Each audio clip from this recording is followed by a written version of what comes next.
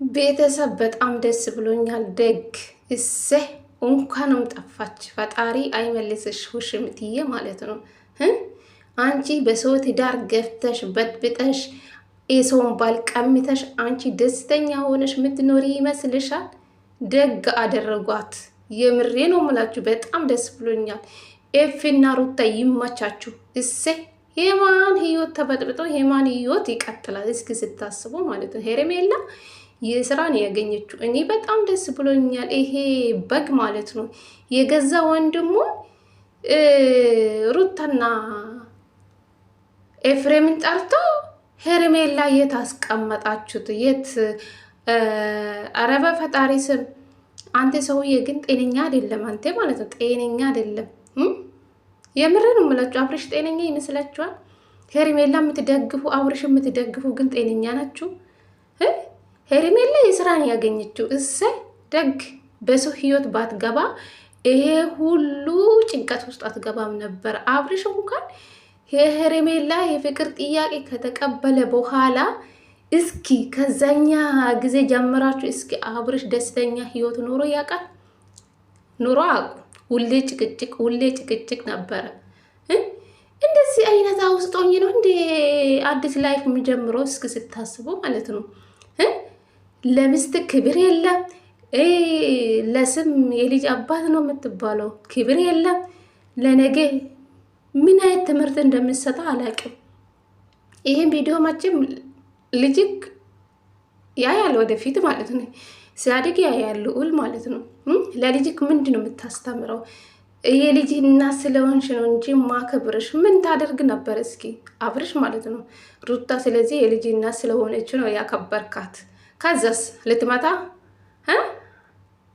ያምረሃ ደፋር። ሰላም ሰላም፣ ጤና ይስጥልኝ ውድና የተከበራችሁ የቻናሌ ቤተሰቦቼ እንዴት ናችሁልኝ? ደህና ናችሁ? የኔ ደህና ነኝ ፈጣሪ ይመስገን ብያለሁ። የኔ ውድ ቤተሰቦቼ ለዚህ ቤት አዲስ ከሆናችሁ ላይክ፣ ሼር፣ ሰብስክራይብ በማድረግ አበረታቱኝ ለማለት ፈልጋለሁ የኔ ውዶች ማለት ነው። እንግዲህ ዛሬ አቶ አብርሃም ታደሳ እንግዲህ ሩታና ኤፍሬምን እንግዲህ ቀጠረ።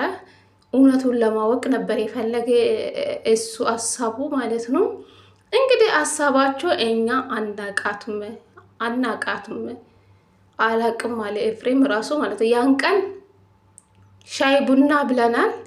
ከዛ ሻኘዋት፣ እኔ ተመለስኩ ወደ ቤት። ከዛም በኋላ አላቅም ሄርሜላ አጠገቤ እንዳደርስ ስላልክኝ ከዛም በኋላ አላቃቱም አለ ኤፍሬም ማለት ነው። ኤፍሬም ሄርሜላ ጠባቂ ነው እንዴ? እሺ ተገናኙ፣ ሻይ ቡና አሉ፣ ተለያዩ። ከዛም በኋላስ እና ታዲያ ኤፍሬም እንዴ ሄርሜላ ያገታት ታዲያ? የምሬ ነው የምላችሁ። ሩታና ኤፍሬም ናችሁ የምትሉ ሰዎች እሰይ፣ እነሱም ከሆኑ እሰይ፣ ምን ታመጣላችሁ? እሰይ፣ የምሬ ነው የምላችሁ። ኤፍሬም እና ሩታ ናችሁ የምትሉ ሰዎች እሰይ፣ ደጋ አደረጉ። የማን ህይወት ተበጥብጦ የማን ህይወት ይቀጥላል ስታስበው ማለት ነው። እቺ ልጅ እኮ አብርሽና ሩታ ሳይፋቱ እኮ ነው የመጣችው ሄርሜላ ማለት ነው። ቪዲዮ ወደ ኋላ ተመልሳችሁ እዩ። ሳይፋቱ በፊት ነው የመጣች እቺ ልጅ ማለት ነው። ሄርሜላ ከመጣችሁ በኋላ እኮ ነው ሩታ የፍቺ ጥያቄ የጠየቀችው አብርሽም ማለት ነው። ሄርሜላ ውጪ ከዮቴ ውጪ፣ እኔ ወደ ትዳሬ መመለስ ፈልጋለሁ ብላ ጠይቃ ስንት ጊዜ አልወጣም አለች። ገባች አይደለ? ሩታው እንኳን ከአብርሽ ጋር እንኳን ብትቀጥል ሄርሜላ መቼም ከአብርሽ አትርቁም እያለ ነበር የጫታም ማለት ነው። አቤላ የሚባል ሰውዬ ማለት ነው። የምሬ ነው የምላችሁ። እና የሰው ትዳር ውስጥ ገብታ የሰውን ባል ቀምታ ማን ነው የሚለቃት? እስኪ ስታስበው ማለት ነው። ሄርሜላ ምስኪን ናት። ሄርሜላ መልካም ሴት ናት። ሩታ መልካም ሴት ነበረች። ገባችሁ አይደለ? እቺ ሩታን የቀየራት ማናት? አቶ አብርሃም ታደሳ ነው። እውነቴ ነው የምላችሁ። አብርሽ ነው የቀየራት ሩታ ማለት ነው። የሩታ ማንነት አይደለም። ሁሌ ሩታ ለምን ውስጧ የተቃጠለ ታዲያ ባላን ለሷ አሳልፋት እስኪ ስታስበው ማለት ነው። እኔ በመቼም አንድ ሴት በእኔ ህይወት መጣ በጥብጣ የኔን ባል ቀምታ መቼም አልፋታቸው። ሩታም በዚህ ልክ ነው እሊ ውስጥ የገባችሁ ማለት ነው። አንቺ ወንድ ካለ አብርሽ የለም የምትሉ ሰዎች አብርሽ ብቻ አይደለም ወንድ ሞልቷል። ግን ሩታ እሊ ውስጥ ገብታ ነው። ገባችሁ አይደለ? አንዳንድ ጊዜ ለሩታ ብትረዱ መልካም ነው። ከስድብ ነፃ ምንም አታመጡ። ገባችሁ አይደለ? እኛንን ለሩታ እየተረዳን ያለን ማለት ነው። ገባችሁ? ቆይ አንቺ ለምንድን ነው አብርሽ ማታዩ የምትሉም አላችሁ። ግን ሩታ አሁን ላይ በጣም እሊ ውስጥ እያስገቡ ያለው አብርሽ ነው።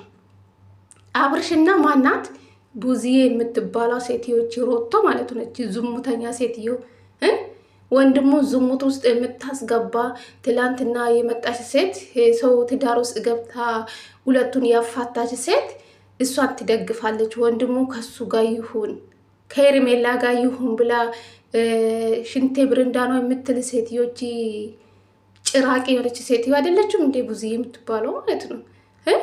ዛሬ የገዛ ወንድሙን ሄርሜላ እየታደረክ ያለችበት ቦታ ንገሩኝ፣ ካልሆነ ወደ ፖሊስ ሄዳ እስኪ አብርሽ ወንድና አንተ ሄዳ ደፋር 24 ሰዓት ሳይሞላ በፊት ነበረ ሄዳ መጠየቅ ያለበት ማለት ነው። አሁን እኮ አልፈዋል እኮ 24 ሰዓት አልፈዋል። ከትላንትና ወዳ ከጠፋች እኮ ትላንትና ነበር ሄዳ መጠየቅ የነበረበት ማለት ነው። አሁን ጊዜ አልፈዋል።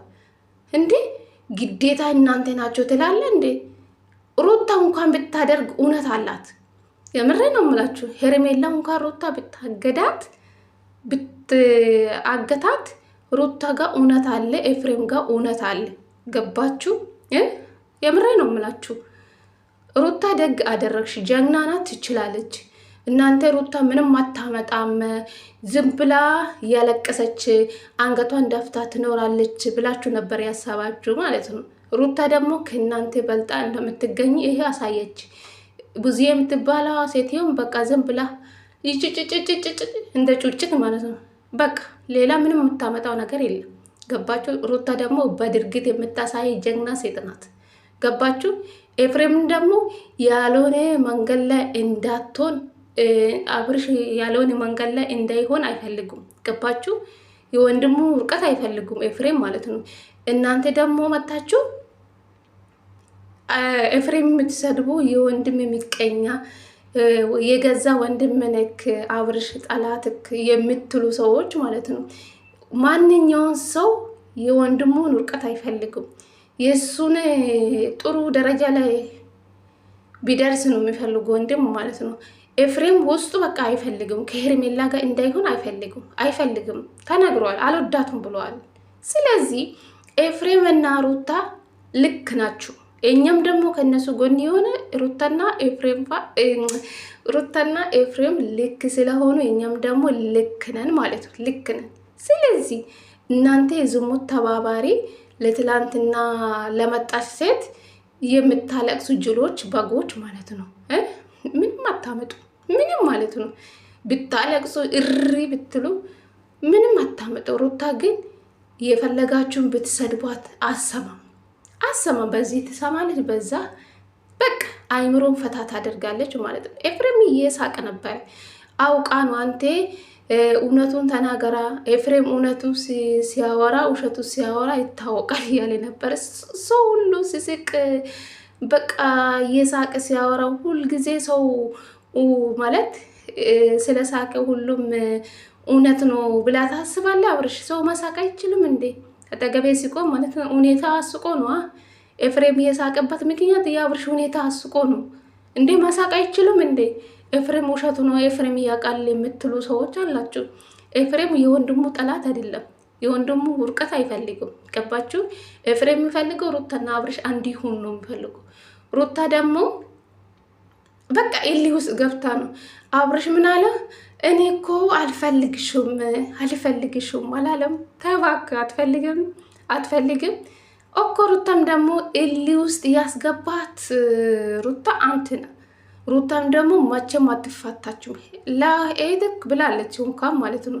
ለምንድን ነው የአብርሽን ቅጥቅጥ ተከትላ የምትሄጂ ስትላት፣ ሩታ ደግሞ መቼም አልተውም እስከ ጥግ ድረስ ሄዳለሁ ብላለች።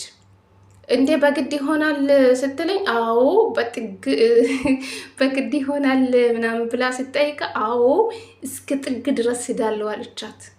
ምንም የምታመጡ ነገር የለም ኮመንተሮቹ ማለት ነው። የምሬ ነው የምላችሁ። ሩታ እናንተ ናችሁ እሊ ውስጥ ያስገባችኋት። ሁለተኛ አብርሽ ነው። ሶስተኛ ውሽምት ናት። በቃ ሄርሜላ የምትባላ ሴተኛ ዳሪ ማለት ነው። እናንተ የምትወዷት እቺ ሴተኛ ዳሪ የምትደግፉ በጎች ናችሁ። ገባችሁ አይደለ? ይሄ ነገር ለትውልድ ምንም ማስተምሩ። አብርሽና ሄርሜላ የሚሰሩ ስራ የዝሙት ስራ ነው። ሄርሜላ ደግሞ የልጅ እናት እንደሆነች የትም አልጠፋችም። ልጆቿ ጋር ሂዳ ነው እንዳገባችሁ ሁለት ልጅ እንዳላት ሁላችሁም ታውቃላችሁ። ገባችሁ? እነሱ እኛ ላይ ነው የሚጫወቱ፣ ድራማ የሚሰሩ እኛ ላይ ነው። ሄርሜላ የሁለት ልጅ እናት ናት፣ ልጅ አላት። ገባችሁ? ልጆቿ ጋር ሂዳ ነው እንጂ የት አባቶ ትሄዳለች? እውነት ከታገደችው አይመልሳት። የምሬ ነው የምላችሁ። ለምን የሰው ህይወት መታን የበጠበጠችው ማለት ነው። ደስተኛ ሆነ መቼም አትኖርም። ገባችሁ? የሰውን ህይወት የበጠበጠ ሰው መቼም ደስተኛ አይሆኑ። ሁሌ ጭቅጭቅ ውስጥ እንደሆነች ነው የምትኖረው ማለት ነው።